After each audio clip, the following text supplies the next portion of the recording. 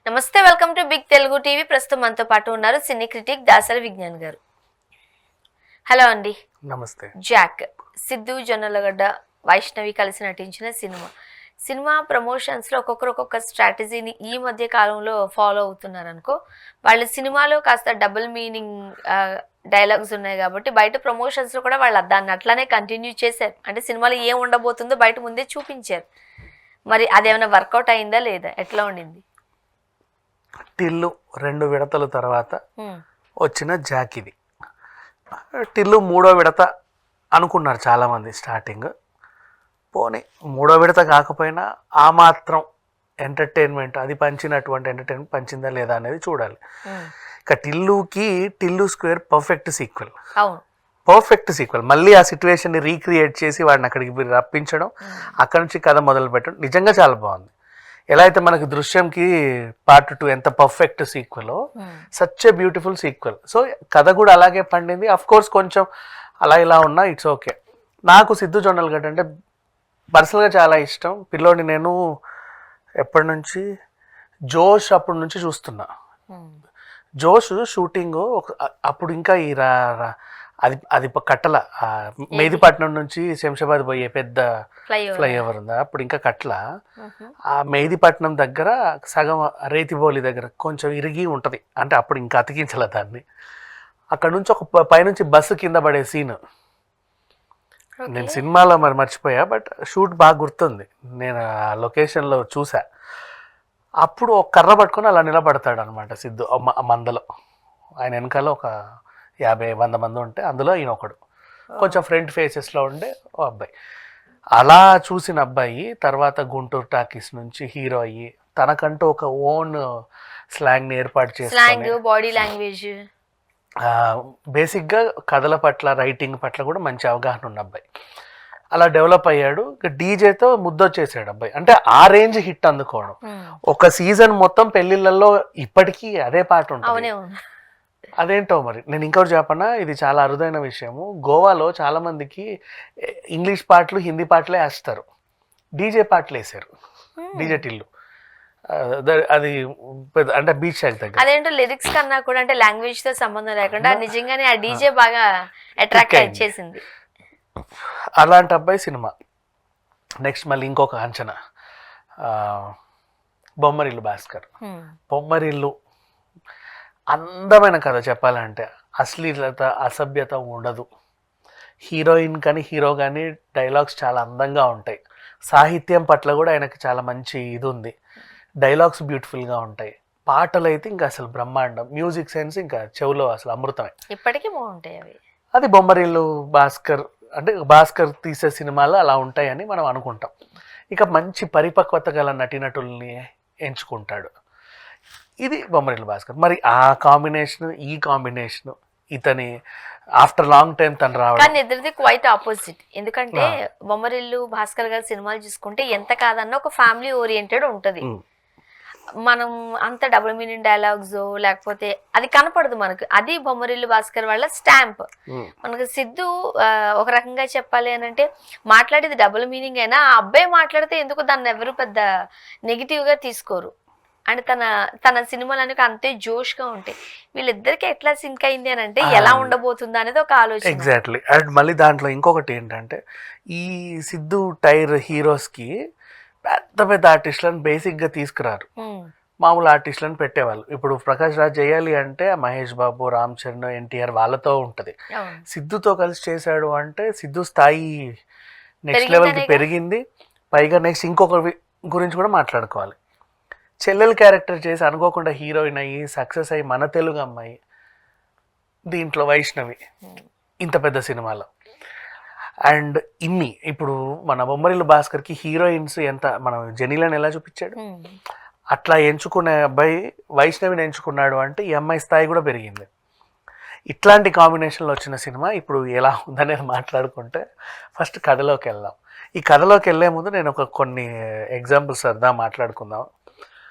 ఇప్పుడు బార్డర్ ఎంత సీరియస్గా ఉంటుంది, ఇండియా పాకిస్తాన్ నేపాల్ ఏదో బార్డర్, చైనా బార్డర్ అనుకో. ఇప్పుడు ఇలా ఉంటాడు కదా, సీరియస్గా ఇలా ఉన్న మనం ఆ జవాన్ల దగ్గరికి వెళ్ళి చెవుని టింగ్ అంటే ఎలా ఉంటుంది, నిజమే, ఊరికి సరదాగా అనకూడదు అలా. ఆ గన్నుని తీసేసి ఇట్లా ఎగిరేసి ఆయనకి ఇస్తే ఎలా ఉంటుంది?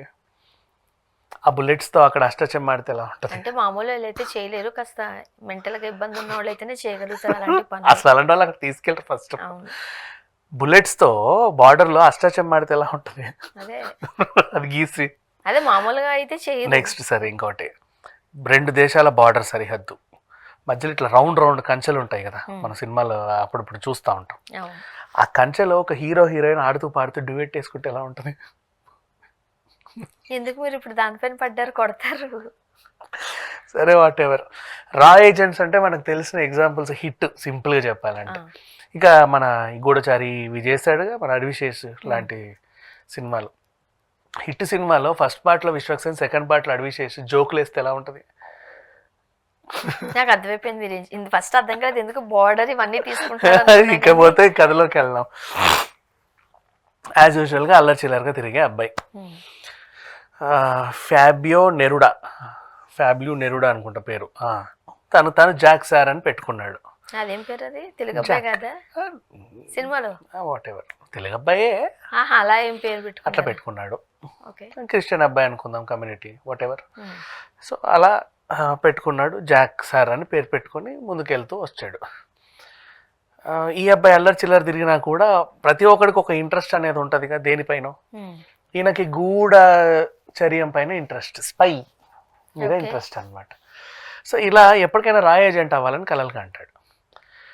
రా ఏజెంట్ ఇంటర్వ్యూకి కూడా వెళ్తాడు.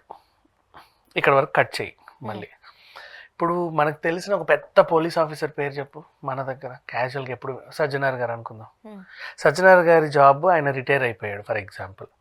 నెక్స్ట్ ఆ పోస్ట్ ఖాళీగా ఉంది, దానికి ఒకరు అప్లై చేయాలి. ఓకేనా? నేను వెళ్ళి అప్లై చేశా. తను నాకు టాస్క్ ఇస్తారు, ఎన్ని బస్సులు ఉన్నాయో కౌంట్ చేసి రమ్మన్నాడు. నేను ఎలా బస్సులన్నీ కౌంట్ చేసుకొచ్చి 502 ఉన్నాయండి అని చెప్పాను. Okay, you are selected. అంటే ఎలా ఉంటుంది? నెక్స్ట్ నేను ఆర్టీసీ బస్సులు కౌంట్ చేయడానికి డిపో టు డిపో తిరుగుతూ ఉంటే మా డాడీకి అర్థం కాదు వీడు ఏం చేస్తున్నాడు అనేసి. ఒక డిటెక్టివ్ దగ్గరికి వెళ్ళి, ప్రైవేట్ డిటెక్టివ్, మన లేడీ డిటెక్టివ్ సీరియల్లో ఉత్తరలాగా అనుకో, ప్రైవేట్ డిటెక్టివ్ దగ్గరికి వెళ్ళి మా అబ్బాయి ఏదో చేస్తున్నాడు నువ్వు వెళ్ళి ఫాలో అవ్వంటే ఆ పిల్లవి వెనకాల తిరుగుతా ఎట్టెట్ వెళ్ళాడు ఏం చేస్తున్నాడు లైక్ దిస్. నేను ఎగ్జాంపుల్గా చెప్పాను. ఇక సినిమాలోకి వద్దాం. ఈయనకు రా ఏజెంట్ అవ్వాలని ఉంటుంది. సుబ్బరాజుని పట్టుకెళ్తాడు ఇంటర్వ్యూకి. పట్టుకెళ్ళవచ్చు, ఒక ఫ్రెండ్ని పట్టుకెళ్తే తప్పే ఉంది. ఆ పట్టుకెళ్ళినోడు పెద్ద సీనియర్ ఐపీఎస్ ఆఫీసర్ అనమాట. ఈ ఆకతాయిని ఎందుకు పట్టుకెళ్ళాడో తెలియదు అక్కడికి. వాళ్ళకు టాస్క్ ఇచ్చేసాడు, ఆపరేషన్ బటర్ఫ్లై, లేకపోతే ఇంకేదో బటర్ఫ్లై కాకపోతే ఇంకోటి, ఇక్కడ బటర్ఫ్లై. అదేంటి ఇప్పుడు ప్రకాష్ రాజ్ క్యారెక్టర్ చాలా సీరియస్, వీళ్ళు మంచి సీరియస్ రా ఏజెంట్లు, బార్డర్ టెర్రరిస్టులతో అసలు మామూలు పోరాటం కాదు. అటు కూడా రాహుల్ దేవ్ అనుకుంటా ఆయన పేరు, అదే టెర్రరిస్ట్ గ్యాంగ్. సీరియస్గా టెర్రరిస్టులు ఉంటే మధ్యలో ఏలు పెడతాడనమాట ఈ టిల్లు. సారీ మళ్ళీ టిల్లు వచ్చింది నాకు, జాక్ అదేందో చూద్దామని చెప్పేసి ఆ టాస్క్ తీసుకుంటాడు. ఈయన అందులోకి వెళ్తే అసలు నా కొడుకు ఏం చేస్తున్నాడు అర్థం కావట్లేదని Naresh, Vaishnavi Chaitanya detective, private detective పిల్ల, నా కొడుకు ఏదో తేడా ఎటేటో తిరుగుతున్నాడు మొన్నటి దాకా చూడమంటే, ఆ పిల్ల ఏమో ఈయన ఏం చేస్తున్నాడో తిరగడానికి వెళ్ళదు. ఇప్పుడు 4 టీములు అసలు ఈ గందరగోళం ఏం చేస్తున్నారో ఎందుకు వచ్చారో ఏంటో అర్థం కాల. రాలో జాబ్ చేయడం అంత సింపులా? మీరు చెప్తుంటే నాకు ఆ సినిమా ఎంత మంచిగా అనిపిస్తుందో. అడవి శేష్ సినిమా ఉంటుంది కదా, తనకు కూడా అదే కదా, రాకి వెళ్ళాలని, కానీ ఎంత సిన్సియర్ గా ఉంటాడు అక్కడి నుంచి ఇక్కడ ఒక ఫ్లాష్ బ్యాక్ కథని పట్టుకోవడం అంటే అది. ఇప్పుడు అమరన్ సినిమాలో వాళ్ళంతా జోకులు గీకులు చేస్తే ఎలా ఉంటది? సీరియస్గా ఇప్పుడు అడవిశేష్దే అదేదో మేజర్ కథ అనుకుంటా. ఆ బాంబ్ బ్లాస్ట్ ఆ టైంలో సీరియస్గా ఉన్న టైంలో వీళ్ళు జోకులు వేసుకుంటే ఎలా ఉంటుంది? అంత దారుణంగా ఉంది సినిమా. ఇంకేం చెప్పాలి దీని గురించి? అర్థం అవ్వట్లా ఏమి. పాత్రలు అయితే సీరియస్గానే ఉన్నాయి, కథ ఏంటో ఇలా ఉంది. ఈ కథని ఇలా ఎంచుకోవడం పద్ధతిగా కూడా తీయవచ్చు, పెద్ద విషయం కాదు, ఇలాంటివి చాలా వచ్చాయి. బట్ అదేంటో ఇలా తీశారు, అంత సింపుల్ రా అసలు ఏంటో ఒక రకంగా అయిపోయింది. అండ్ ఇకపోతే పాత్రల గురించి మాట్లాడుకుంటే, ఇక బేసిక్గా హీరో ఫన్ చేయాలి అనుకుంటే అతని పక్కన పాతకాలం నాటి నుంచి పద్మనాభమో, తర్వాత బ్రహ్మానందమో, వేణుమాధవో, లేకపోతే శకలక శంకరో, లేకపోతే ఇప్పుడు సత్యో, ఎవరో ఒకరు అవును. పెట్టాలి కదా, సునీలో లైక్ దట్. ఇక్కడ ఆయన లేరు. ఆయన కాన్ఫిడెంట్, నేను ఉంటే చాలు జోకులు వేసేస్తా అని. ఆ పిల్లేదో చేసేసింది, ఇతను ఏదో చేశాడు. మహామహుల ఆర్టిస్టులు అందరూ ఇచ్చిన క్యారెక్టర్ వరకు బాగానే చేసి, ఇప్పుడు ప్రకాష్ రాజ్కి ఇలాంటి క్యారెక్టర్లు వెనతో పెట్టిన విద్య బోల్డ్ చేశాడు, యాజ్ యూజువల్గా బాగానే చేశాడు. మ్యూజిక్, ముగ్గురు మ్యూజిక్ డైరెక్టర్లు ఉన్నారు, పాటలు చెవిలో విషయం, సాహిత్యం లేదు, ఏమీ లేదు, అసలు మాట్లాడుకోవడమే దండగా. నెక్స్ట్ ఇంకా డైలాగులు అంటావా, బూతులు. బొమ్మరిల్లు భాస్కర్ గురించి డైలాగ్స్ గురించి చెప్పారు. ఇప్పుడు బొమ్మరిల్లు సినిమాలు ఎంత ముద్దుగా ఉంటాయి మాటలు, అన్ని బూతులు. ఎప్పటికీ తిట్టేస్తాం మిమ్మల్ని అన్న డైలాగ్ పాపులారిటీ ఉంది. ఆ ఏసీఎక్స్ అనే పదాన్ని 1,00,000 సార్లు వాడాడు ఓహో సీనులో. ట్రైన్లో కూడా ఒక బూత్ ఉంటుంది.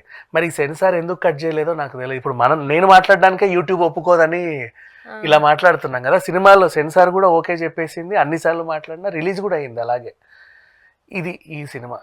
ఇంకా దీని గురించి ఎంత తక్కువ మాట్లాడుకుంటే అంత మంచిది. ఇట్లాంటి వాటికి రేటింగ్లు కూడా మనం మాట్లాడలేము, ఆ పరిధిలోకి కూడా రాదు ఇది. అంటే ఇలాంటి కథలు ఎంచుకుని సీరియస్ బ్యాక్ డ్రాప్ ఎగ్జాక్ట్లీ ఇలా సిల్లీగా చేయడం కరెక్ట్ కాదు. చూద్దాం, ప్రేక్షకులు ఉన్నారు కదా, వాళ్ళ ఇష్టం. Thank you.